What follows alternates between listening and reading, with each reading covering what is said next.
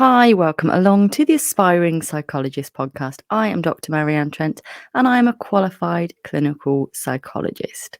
So, the first week of interviews for the clinical doctorate have happened, which means that from this week onwards, we are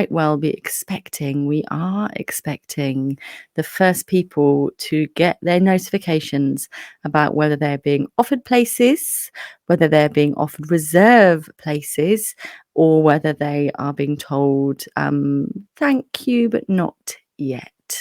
And, a whole array of feelings can be experienced as a result of that, most definitely.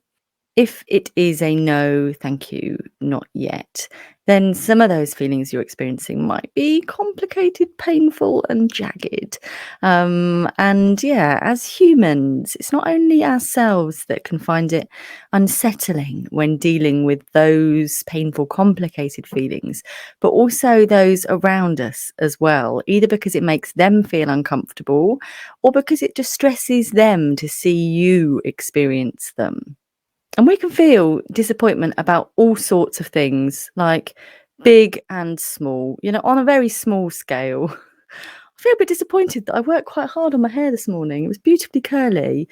And then our lovely spring weather in the UK means that I've been caught in a rainstorm, caught in squally winds. And it's just, it's not how I planned for this to go. It's not how I imagined it all to work out.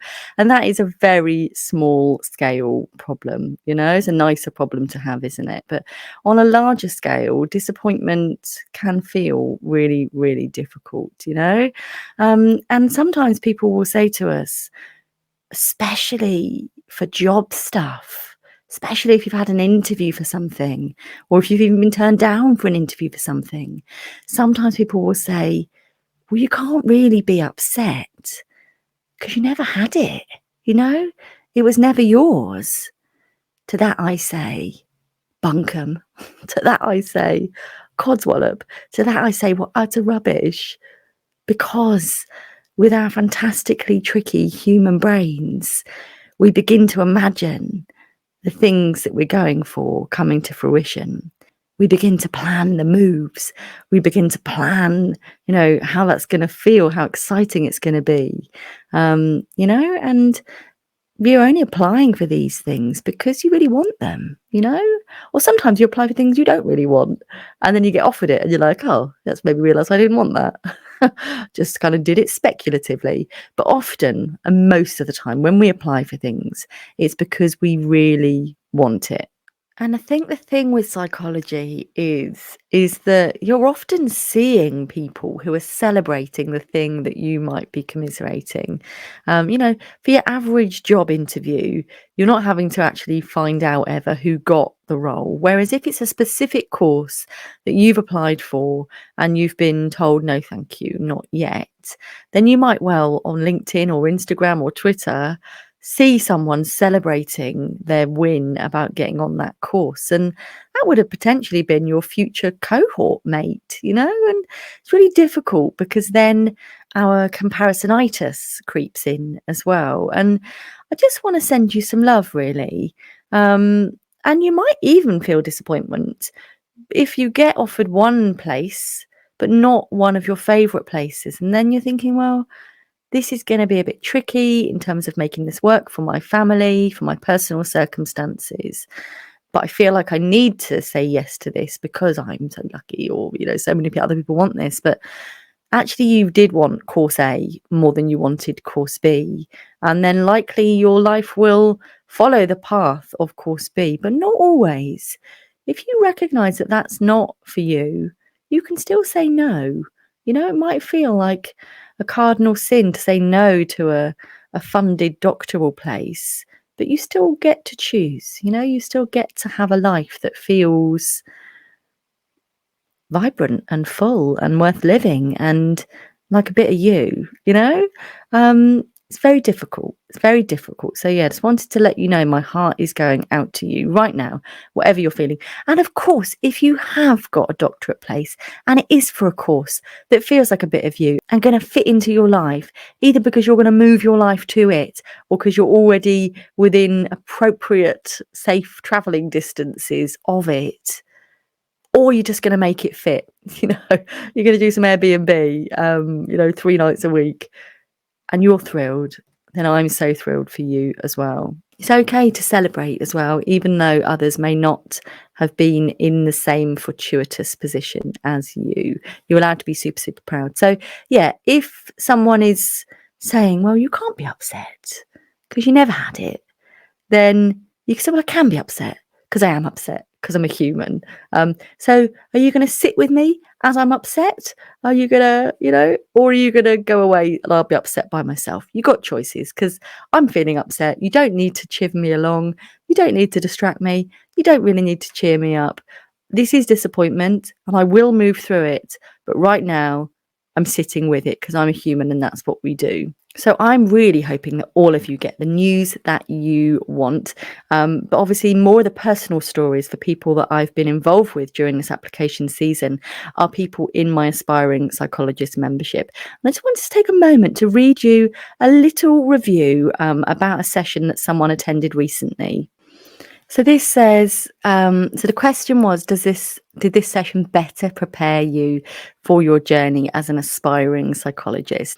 And the answer was definitely. I find the membership so helpful and it gives me more confidence that I can speak and formulate an answer on the spot. So if that feels like something that you have struggled with in the past, really, getting everything you need to do to fully enrich your answers, to be able to get the depth of answers that you might well need for psychology interviews, then do please consider coming on board to the Aspiring Psychologist membership. It's £30 a month, but there's no minimum term, so you can leave if you decide it's not for you. And if research is a tricky area for you, then don't worry, we've got that covered too. So when asked about our research session, whether it had been useful, somebody had said, it was literally everything I could ask for when prepping for the research aspects of the interview. What is not to like? So yeah, if you feel like that would be useful, those 2 examples would be useful for you, then come on board. The water is lovely.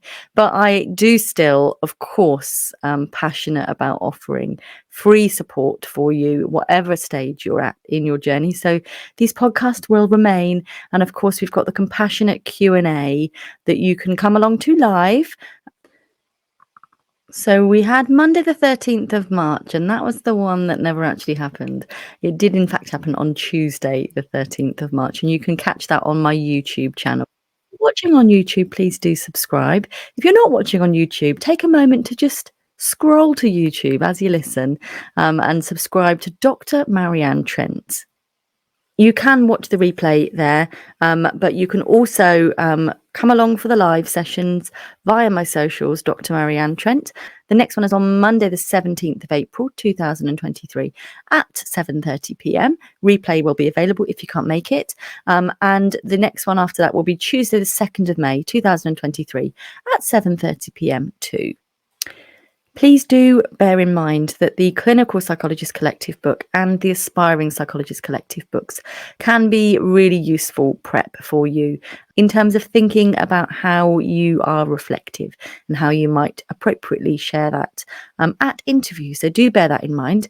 Listen to a quick jingle for one of them now, and I'll be back along very shortly.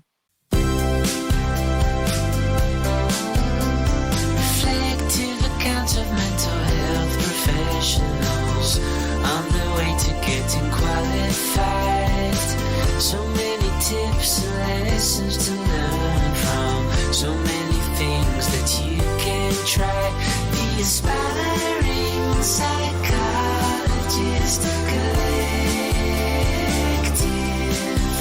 The Aspiring Psychologist Collective.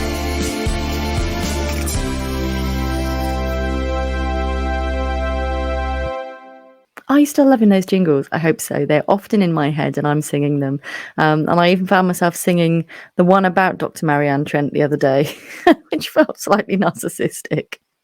So I would love it if you would come and connect with me on my socials, Dr. Marianne Trent, everywhere pretty much, and keep me up to date with how you're doing right now. Let me know where you're at.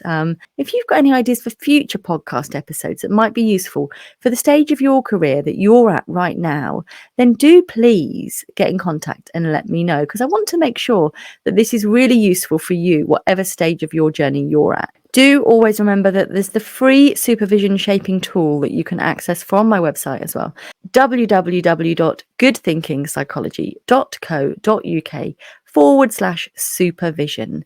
Thank you so much for watching and listening and being part of my world. I will look forward to catching up with you for our next episode, which is available from 6 a.m. on Monday. Take care.